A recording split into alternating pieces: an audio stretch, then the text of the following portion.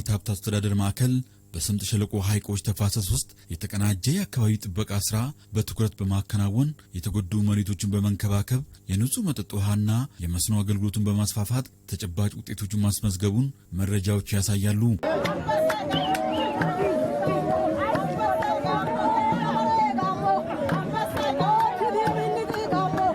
በስምጥ ሸለቆ ሐይቆች ተፋሰስ የተካሄደው የተቀናጀ የውሃ ሀብት አስተዳደር ስራ የተፈጥሮ ሀብትን ከመጠበቅም ባለፍ የማህበረሰብን ኑሮ በማሻሻል ረገድም ጉልህ ለውጥ እያስገኘ ይገኛል። በተለይም በጋሞ ዞን ሐሬ ተፋሰስ በተከናወኑ የአፈርና ውሃ ጥበቃ ስራዎች ለዘመናት በመሸርሸር የተጎዱ መሬቶች በጥናት ተለይተው ወደ ልማት እንዲመለሱ ተደርጓል። የጎርፍ ተጋላጭ አካባቢዎች የመከላከልና የእጽዋት ተከላ ተግባር መሬቶች እንዲያገግም አስችሏል። ጥቅም ያው መስኖ እኛ አሁን ይሄ ድልድይ ቢሆንም መንግስት የሰራው በጣም ነው የምናመሰግነው። ድሮ ይሄ በህዝብ እጅ በህዝብ ጉልበት ነው የሚሰራው። አጣና እንጨት ተሰብስቦ ፌስታል ምናምን ተደርጎ የተሰራበት ነገር ነበረ። አሁን መንግስት የተፋሰስ ልማት መጥቶ ይሄ ድልድይንም ሰርቷል።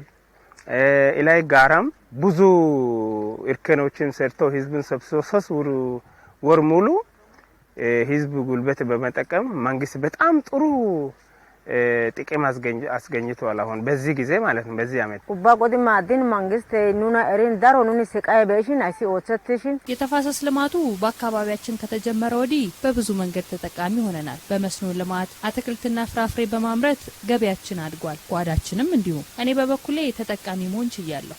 የሳፋት እስታይሳ እንትን ኡባታና ሙዘ ቶከን ካታስሎ በደላጋችን ካታስሎ መንግስት ፈይድ ገሎጋ ታበጋራታና ለወስ ዳስገስ የተፋሰስ ልማቱ በግብርና ዘርፍም ውጤታማ ሆኗል። በሐሬ ተፋሰስ የሚኖሩ አርሶ አደሮች የመስኖ ተጠቃሚ በመሆን የፍራፍሬ የአትክልትና የተለያዩ ሰብሎችን አመቱን ሙሉ ማምረት ጀምረዋል። ይህም ተጨማሪ ገቢ ምንጭ ከመሆኑም በላይ የምግብ ዋስትናን ለማረጋገጥ አስተዋጽኦ የላቀ ነው። አሁን ሙዝ ነው አብዛኛው አሁን ሰው የሚጠቀመው። በቆሎ ውስጥ ትንሽ በለበል ለቀለም ምናምን ብሎ ህዝቡ ይጠቀማል። ተጠቃሚ ነው። ዩሪያ ጥሎ ዳፍ ጥሎ በቆሎንም ጤፍንም ሙዝንም ህዝቡ ይጠቀማል። በጥሩ ሁኔታ ይጠቀማል።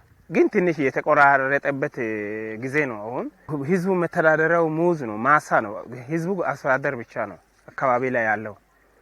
አሁን ከተማ ትንሽ የገባ ከተማ ሰራር ከተማ ሽታ ገና ያገኘን ነው። ግን አብዛኛው 170 በላይ ህዝቡ አስተዳደር ኮነ አካባቢ ላይ ያለው።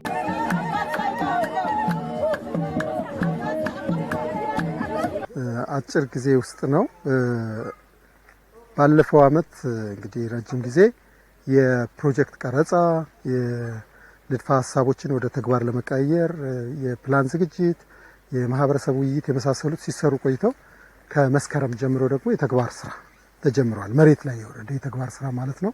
በዚህ መሬት ላይ የወረደ የተግባር ስራ ውስጥ የመጀመሪያው ቁልፉ ነገር የህብረተሰቡን ይሁንታ ማግኘት ስለሆነ አጠቃላይ ስለ ፕሮጀክቱ ገለጻ ተደርጎላቸው ስለሚሰሩት ስራዎችም ውይይት ተደርጎ በሚሰሩት ስራዎች ላይ የህብረተሰቡ አስተዋጽኦ ምን አንኳር ችግሮች ናቸው የሚሉት በህብረተሰብ ተሳትፎ ከተለዩ በኋላ ህብረተሰቡን ይዘን ስራ ጀምረናል። ከፍተኛ የሆነ የህዝብ ንቅናቄ ተፈጥሯል። የተፈጥሮ ሀብት ልማት ስራው እዚህ አሁን የመሰረተ ልማት ከተሰራባቸው አንዱ አካባቢ ስለሆነ መሰረተ ልማት ነው የምናየው። ወደ ላይ ከወጣን ደግሞ የተፈጥሮ ሀብት ልማት በሚገርም ሁኔታ ተሰርቷል። እዛ አካባቢ በእርግጥ ትልቁ ነገር ውሃ ሀብትን መጀመሪያ መለየትና የመስኖ ተጠቃሚዎች አሉ። እዛ አካባቢ መስኖ ተጠቃሚዎች ደግሞ በስርዓት ላይ በፈቃድ ላይ የተመሰረተ መሆን እንዳለበት ነው። በምደባ ላይ የተመሰረተ መሆን አለበት ማለት ነው። ውሃ ሀብታችን በጣም ውስን በመሆኑ ውሃ ድርቅም በተለያዩ በሚከሰቱበት ጊዜ የውሃ ሀብታችን በጣም እየቀነሰ የመጣበት ሁኔታ ስላለ ስለዚህ እነዚህ የመስኖ ተጠቃሚ እዛ አካባቢ ያሉት በተቻለ መጠን በምደባና በፈቃድ የተመሰረተ እንዲሆን በዚህ አመት በከፍተኛ ሁኔታ በፈቃድ የውሃ ፈቃድ ያገኙ በብዛት አሉ። እዛ አካባቢ የተሰማሩ ሰዎች አሉ። ስለዚህ ያንን ደግሞ ውሃን በምደባ በመስጠት ምደባ በማድረግ ላይ የተመሰረተ በመሆኑ የመስኖ ተጠቃሚዎች አሉ እንዳልከው። ስለዚህ ያንን ማጎልበት የኛ መከታተልና መደገፍ ትልቅ ሚና እየተጫወተ እንገኛለን። እንግዲህ አንዱ ትልቁ ስራ እዚህ አካባቢ መስኖ በጣም ችግር የነበረበት ነው። በአብዛኛው የመስኖ ቦዮች ተሰባበሩ ተቆራረጡና በመስኖ የሚጠቀመው ህብረተሰብ መስኖ ውሃ ማግኘት ያልቻለበት ሁኔታ ነበር። አንድ ቦታ የተወሰነ የመስኖ ውሃ ካለ ሌላው አካባቢ ሰፊው አካባቢ የማያገኝበት ሁኔታ ነበር። ሙዝ በከፍተኛ ሁኔታ ምርቱ አስቸጋሪ ሁኔታ ውስጥ የገባበት ሁኔታ ነበር። ሙዝን ያለ ውሃ ልናስበው ስለማንችል ማለት ነው። ሌላውም ከግብርና ጋር የተያያዘውም ስራ እንደዚሁ ነበር። በጥናት የተለዩ ቦታዎች ላይ ችግሩ ያለበት ቦታ ከተለየ በኋላ የመስኖ ቦዮቹ ሙሉ በሙሉ እንዲጠገኑ በማድረግ አሁን ሁሉም እዚህ የታችኛው ተፋሰስ ነው። ይሄ አጠቃላይ ወደ 5 ቀበሌዎች አሉ። በ5ቱም ቀበሌዎች ውስጥ ያሉ የሙዝ ተጠቃሚዎች፣ የመስኖ ተጠቃሚዎች አሁን ዘመናዊነትን የተላበሰ ዘመናዊ ስርዓትን የተላበሰ የመስኖ ስርዓት እንዲጠቀሙ ማድረግ አንዱ ነው። ጉልህ ተጨባጭ ለውጥ ያመጣ ነው በዚህ ነው። አሁን ላይ የመስኖ ውሃ ተጠቃሚዎች ማህበርም በሁሉም ላይ አቋቁመን ፋንክሽናል አድርገናቸዋል። መስኖውም እንደምታዩት አሁን ይሄ ከጀርባ የምታዩት አንዱ ተሰብሮ የነበረ አገልግሎት የማይሰጥ የነበረ የመስኖ ቦይ ነው። ከተጠገነ በኋላ ይሄ ከዚህ ወደ ታች ያለው ሰፊ የመስኖ ተጠቃሚ ህብረተሰብ በዚህ አማካኝነት ወደ መስኖ ተመልሷል ማለት ነው። በተመሳሳይ ሌሎችም ቦታዎች እንደዚሁ የመስኖ ተጠቃሚ ሆነዋል። ስለዚህ የሙዝና ሌሎች ከመስኖ ጋር የተገናኙ የግብርና ምርቶች አሁን በአግባቡ እየተመረቱ ነው። ህብረተሰቡም በጣም ደስተኛ ነው። ይሄ ከመስኖ ጋር በተገናኘ ነው። ባለሙያዎች እንደሚገልጹት የተፋሰስ ጥበቃ ስራዎች የመሬትን መሸርሸር ከመታደግም ባለፍ የውሃ አቅርቦትን ያሻሽላሉ፣ ብዝሃ ህይወትን ይጠብቃሉ፣ እንዲሁም የአየር ንብረት ለውጥን ለመቋቋም ጠንካራ መሰረት ይፈጥራሉ። ይሄ አሁን ያለንበት ቦታ ኤምባ የሚባለው ሳይታችን ነው። በአጠቃላይ አሁን ያለነው በሀሬ ተፋሰስ ውስጥ የታችኛው ተፋሰስ ላይ ነው ያለነው። ከታችኛው ተፋሰስ ደግሞ ይሄ ከፍታማው ቦታ ነው። ይሄ ሳይት በአርባ ምንጭ ከተማ አስተዳደር ውስጥ በሻራ ቀበሌ የኤምባ የሚባል አካባቢ ነዋሪዎች የተፋሰስ ልማት አብረን ከብራይት ፕሮጀክት ጋር የሰራንበት አካባቢ ነው። ስራው የተጀመረው ጥቅምት ውስጥ ነው። ከጥቅምት እስከ ታህሳስ መግቢያ አካባቢ ለ37 ቀን ህብረተሰቡ በሳምንት 3 ቀን እየወጣ ስራ የሰራበት ነው። እንግዲህ የኛ ባለሙያዎችም አሉ፣ ህብረተሰቡ አለ፣ ፕሮግራም አለን። በጠዋቱ ይገኛሉ። ትረንች እዚህ ጋር ይቆፈራል። ትረንች ማለት የውሃ ማቆሪያ ወይም ውሃን ወደ መሬት ውስጥ እንዲሰርግ ምንቆፍረው መከላከያ ነው። ራሱን የቻለ ያቆፋፈር ዘዴ ያለው። እሱን ተከትለን እያንዳንዱ በቀበሌው ውስጥ ያለ ነዋሪ በሳምንት 3 ቀን ከጠዋቱ 12 ሰዓት እስከ ንጋቱ 2 ሰዓት ድረስ እዚህ በስራ ላይ ይሳተፋል። እዚህ በነበረው ሂደት ውስጥ ሰፊ የሆነ የትረንች መቆፈር ስራ ተካሂዷል። አረንጓዴ አሻራ እንግዲህ በአገር ደረጃ ሰፊ ለውጥ እየተመዘገበ ነው ያለው። እኛም የዛው አካል ነን። ዘንድሮ በ8ኛ ዙር ተከላ ነው የምናካሄደው። የመጀመሪያ ዙር ተከላ ተደርጎ የመጀመሪያ አረንጓዴ አሻራ ዙር ተደርጎ ይወሰዳል። በዚህ ላይ ሰፊ ስራዎች ተሰርተዋል። በእኛ ዞንም በበጀት ዓመቱ ወደ 125 ሚሊዮን ችግኝ ነው ያፈላ ነው። በዚህም የመጀመሪያ ዙር ተከላ አድርገናል። የበልግ ተከላ አካሂደናል። የበልግ ተከላ ወደ 65 ሚሊዮን በላይ ችግኝ መትከል ችለናል። በበልግ ተከላ ብቻ ዝግጅታችን ከዚህ በላይ ነው። ነገር ግን አሁን ለመኸር ተከላና ለአንድ ጀንበር ተከላ ሰፊ ዝግጅቶችን እያደረገን ነው የምንገኘው። ከፕሮጀክቱ ሳይት አንጻር አሁን በደረሰበትም በበልግ ተከላው ላይም ነባር በእጃችን ካሉ ችግኞች ተከላ አካሂደናል። ላውንችም አድርገናል። የክልሉ ርዕሰ መስተዳድር ጭምር ተገኝተው በቦታው ላይ ተከላ አካሂደዋል። ስራዎቻቸውንም ጭምር ምልከታ አድርጎ እውቅናም ሰጥተው የሄዱበት ሁኔታ ነው ያለው። አረንጓዴ አሻራ አስመልክተው ከሚመለከታቸው ባለድርሻ አካላት ጋር አረንጓዴ አሻራ ችግኞች በየጊዜው እየተተከሉ ናቸው ያሉት። ነገር ግን እኛ እንደ ተቋም የተተከሉ ችግኞች ይሄ ከተከላ በኋላ የሚደረጉ የእንክብካቤ ስራዎችን በየቦታው ያለው የማህበረሰብ ክፍሎች በየህዝባዊ መሰረታቸው ባለቤት እንዲሆኑ አድርገን የመንከባከብ የመከታተል በጠፉ ቦታ ላይ መልሶ የመትከል ስራ እንዲሰራ እያደረግን ነው የምንገኘው። የተከላ ስራዎች ተካሂደዋል። አሁን ይሄ ሸጡን በሙሉ ብታዩት ከፍተኛ ደለልና ጎርፍ ይዞ ወደ ሙዝ ማሳው በመሄድ ካናሎችን የሙዝ ማሳ ማጠጫ ቦዮችን የሚደፍንበት የሚሰብርበት ሁኔታ ከዚህ ነው የሚነሳው። ስለዚህ እሱን ለይተን ነው እዚህ የመጣ ነው። ከመጣን በኋላ የትኛው አካባቢ የጎርፍና የደለል መነሻ ነው የሚለውን ለየን። አንዱ ይሄ ኤምባ የተለየው ነው። ሌላ ከዚህ ተራራ ጀርባ ሙጃ የሚባል አካባቢ አለ። እነሱ ደግሞ የሰሩበት በዛ አካባቢ አለ። ከዚህ ከእናንተ ጀርባ ደግሞ የዶርጋ ቀበሌ የሰሩበት ቦታ አለ። ከሱ አለፍ ብሎ የጫልባ ነዋሪዎች የሰሩበት አለ። ወደዛ ወደ ተራራው መነሻ ወደ ጨንጫ መውጫው ላይ ደግሞ የሚሌ ቀበሌ ነዋሪዎች አሉ። በአጠቃላይ በዚህ 5 ሳይቶች ተመሳሳይ ሳይቶች አሉን ማለት ነው።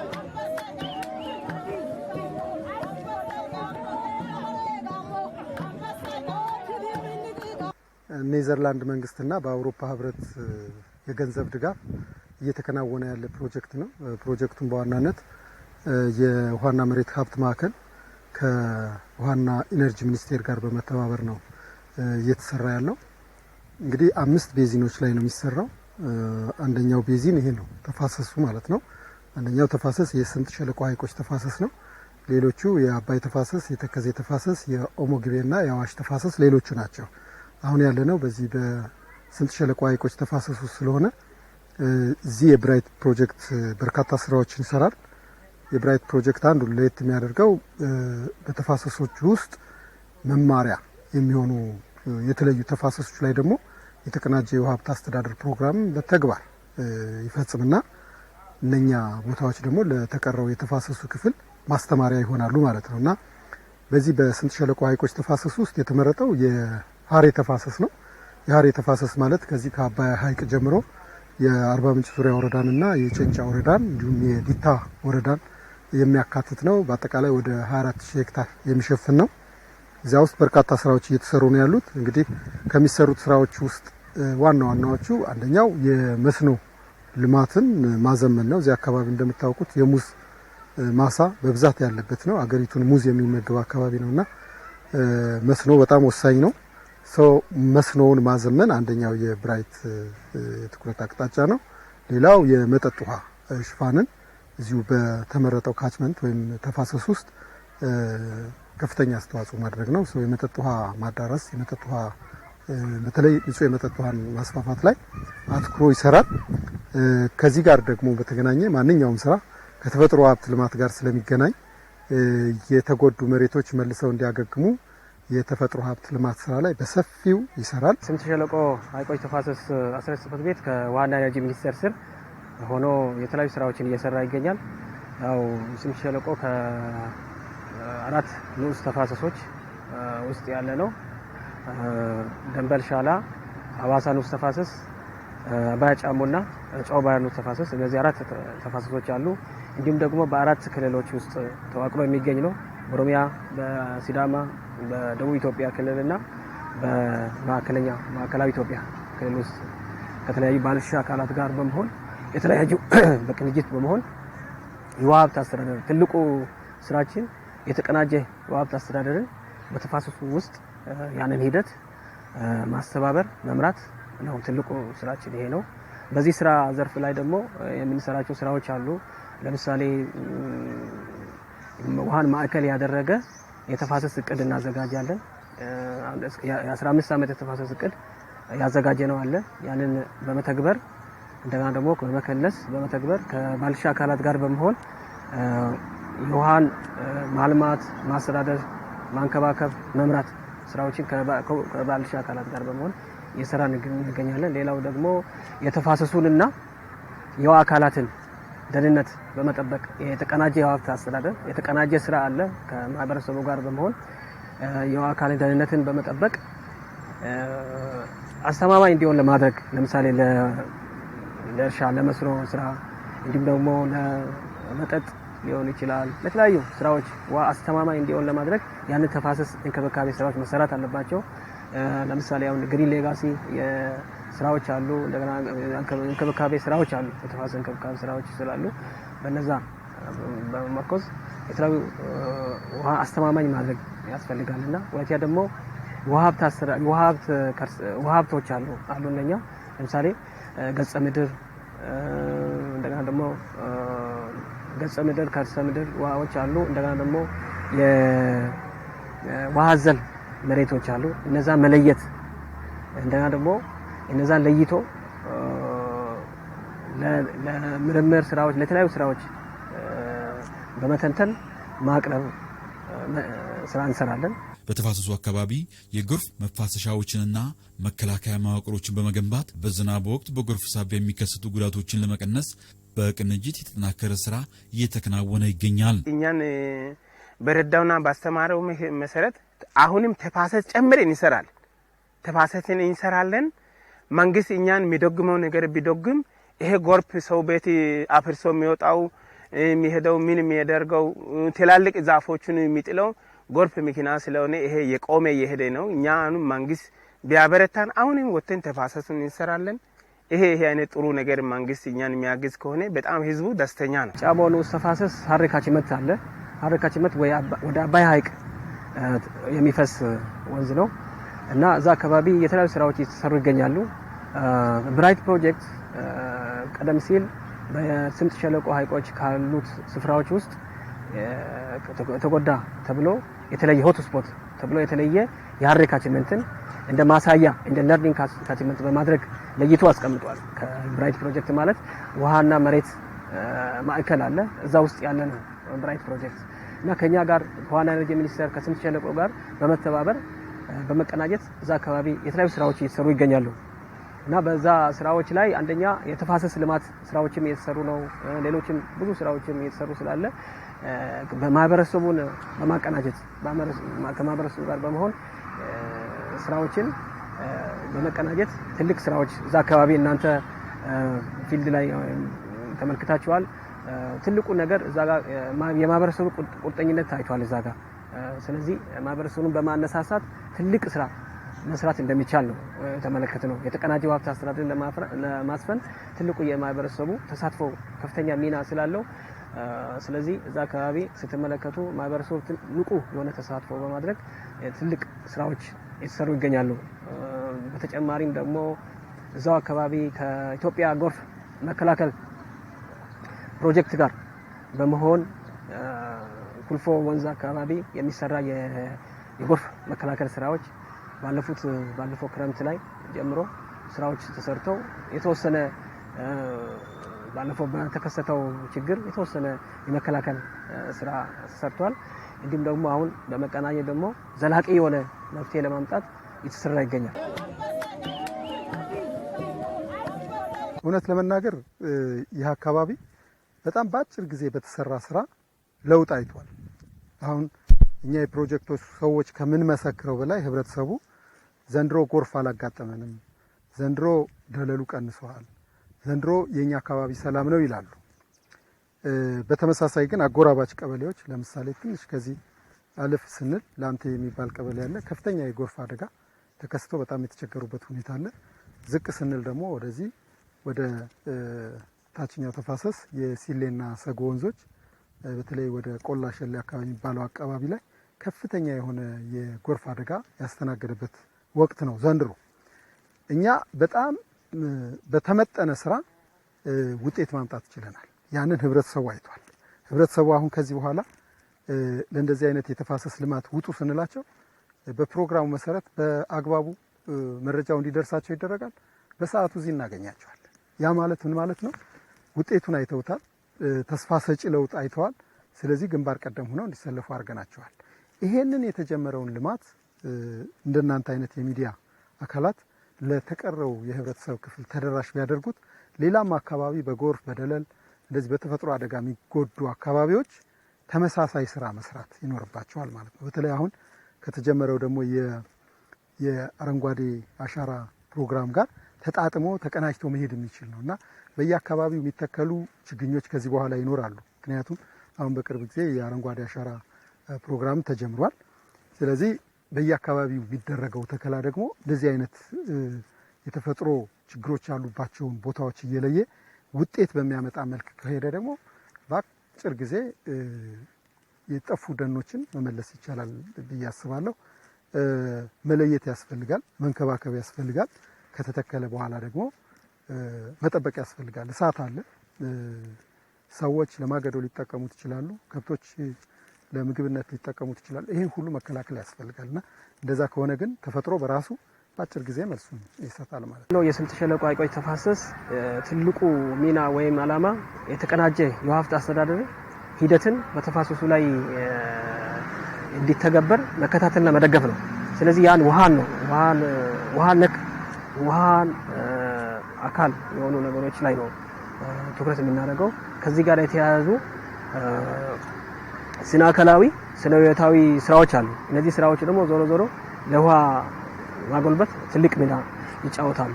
ስለዚህ አንደኛ እነዚህ ውሃ አካል ላይ የሚከሰተው የደለል መሙላትንም ትልቅ ሚና ይጫወታሉ። እንደገና ደግሞ ውሃ እንዲጎለብት የማድረግ ምንጮች እንዳይደርቁ የማድረግ ሚና ይጫወታልና ስለዚህ ስነ አካላዊ ስነ ህይወታዊ ስራዎችን በጣም በይበልጥ መስራት ይጠበቃል። አንደኛ ለነዚህ ስራዎች ደግሞ ብቻችንን መስራት አንችልም። እኛ ትልቁ ሚናችን ከተለያዩ ባለድርሻ አካላት አሉ። መንግስታዊና መንግስታዊ ያልሆኑ ድርጅቶች አሉ። መንግስታዊ የሆኑ ድርጅቶች እንደምሳሌ ብንጠቅስ የአካባቢ ጥበቃም አለ፣ የግብርናም አለ፣ እንደገና ደግሞ ሌሎችም አሉ። መንግስታዊ ያልሆኑ እንደ ብራይት የመሳሰሉት አሉ፣ ለጂአይዜድ የመሳሰሉት አሉ፣ ሌሎችም አሉ። ዩኒቨርሲቲዎችም ያው የሪሰርች ተቋማት ቢሆኑም ከዚህ ጋር የሪሰርች የምርምር ውጤቶችን በማቅረብ ስራዎችን የራሳቸውን ኮንትሪቢዩሽን አስተዋጽኦ ስላላቸው ስለዚህ ትልቁ ስራችን ይሄንን ውሃ ሀብቶቻችን ለተለያዩ ለኢኮኖሚያዊ ለማህበራዊ ትልቅ ጠቀሜታ አላቸው። ለቱሪዝምም ለሪክሬሽንም ለመዝናናትም ጭምር ትልቅ አስተዋጽኦ ስላላቸው ውሃን ማንከባከብ መጠበቅ ለቀጣይ ትውልድ ደግሞ በጥሩ ሁኔታ ማስተላለፍ ትልቅ ሚና ስለሚጫወት ይሄ እንዳልከው ይሄ የስነ አካላዊ ስነ ህይወታዊ ስራዎችን በይበልጥ መስራት ከፍተኛ ሚና ይጫወታል ብዬ አምናለሁ።